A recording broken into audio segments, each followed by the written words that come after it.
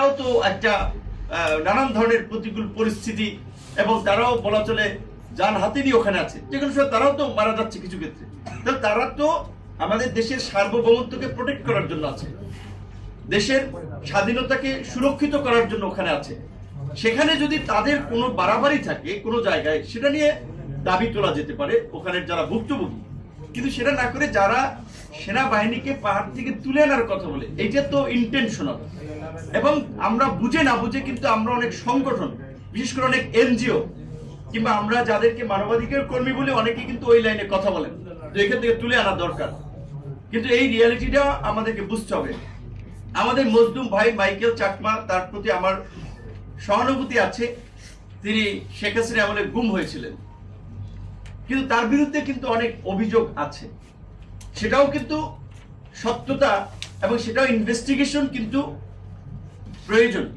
যদি তিনি এই ধরনের কোনো কর্মকাণ্ডে জড়িত থাকেন তাহলে সেটা তো রাষ্ট্রীয় আইনে বিচার হবে, কিন্তু তাকে সেটা আবার না করে শুধুমাত্র একজন মজলুম হলেই তাকে হিরো বানিয়ে দেওয়া যাবে না।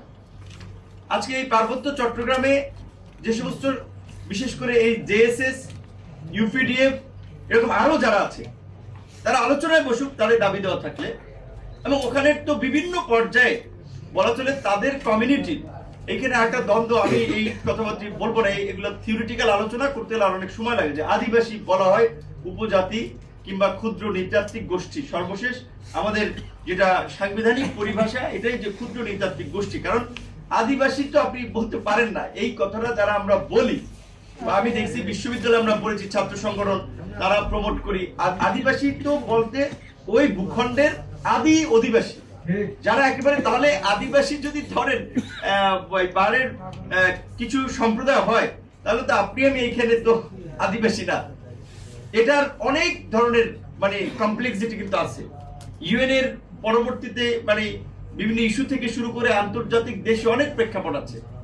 বাংলাদেশের তো এই তো বাঙালি ভারতীয়, বিশেষ করে এদিকে কলকাতা, ত্রিপুরা সহ আসাম টাসাম এগুলোকে নিয়ে বৃহত্তর বাংলা ভাষাভাষী মানুষের এই অঞ্চল নিয়েই তো মানে বিশেষ করে বাঙালি, এই অঞ্চলের মানুষের বাঙালি জাতীয়তাবাদ এবং এই অঞ্চলের মানুষের ভাষা বাংলা। তারা আপনার হাজার বছর ধরে এই অঞ্চলে বাস করে আসছে।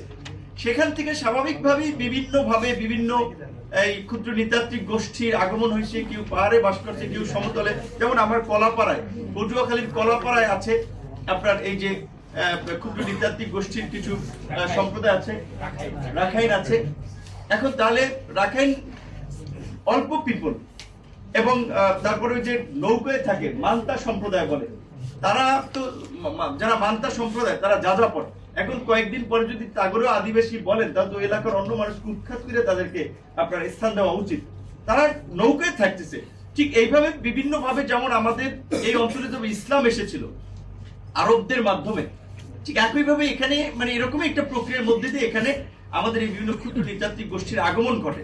কিন্তু আমি জানি না, কারণ আমি তো নতুন মানুষ, আমার তো রাজনৈতিক বয়স বেশি হয়নি, এতদিন ধরে অফিসিয়াল